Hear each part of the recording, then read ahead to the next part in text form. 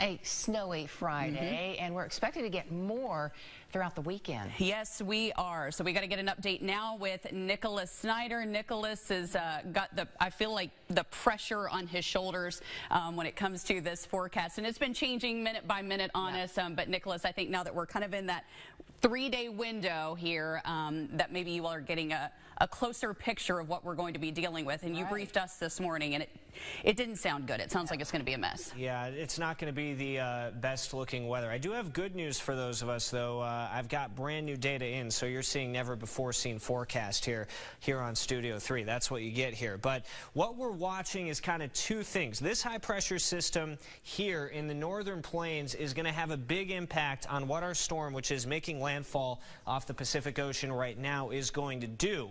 The stronger this colder air, the more this storm is going to go to our south and filter in, of course, more precipitation. So we're watching it very, very closely.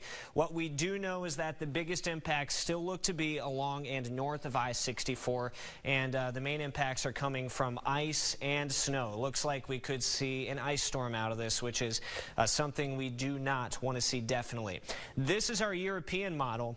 This came in last night. This is a very interesting model run. This model has kind of been the most stable out of all the solutions over the last couple of days, which means it hasn't wobbled a whole lot. But what it did last night is it took it way further to the south, put the ice impacts a lot further to the south, and put Huntington, Charleston in a good corridor of snow in comparison to where we were yesterday.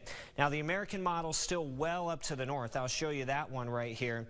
It keeps us in, of course, a lot of freezing rain. It goes a good thump of snow as we start this system out here.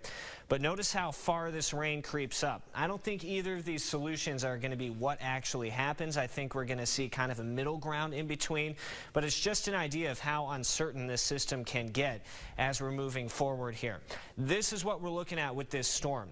This zone in the pink, freezing rain right here along that I-64 corridor coming in from Lexington all the way up to near Huntington, and there near the Ripley area.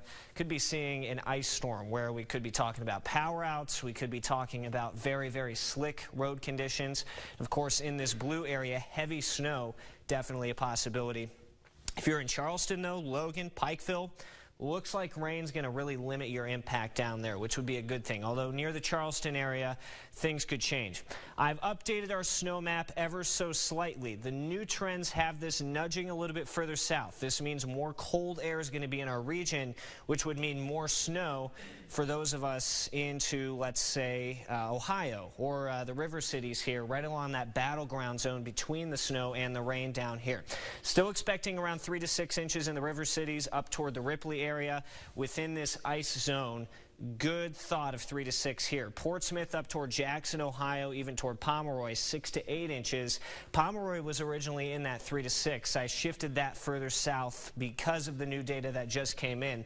Athens toward MacArthur, north side of Jackson, Waverly, Piketon.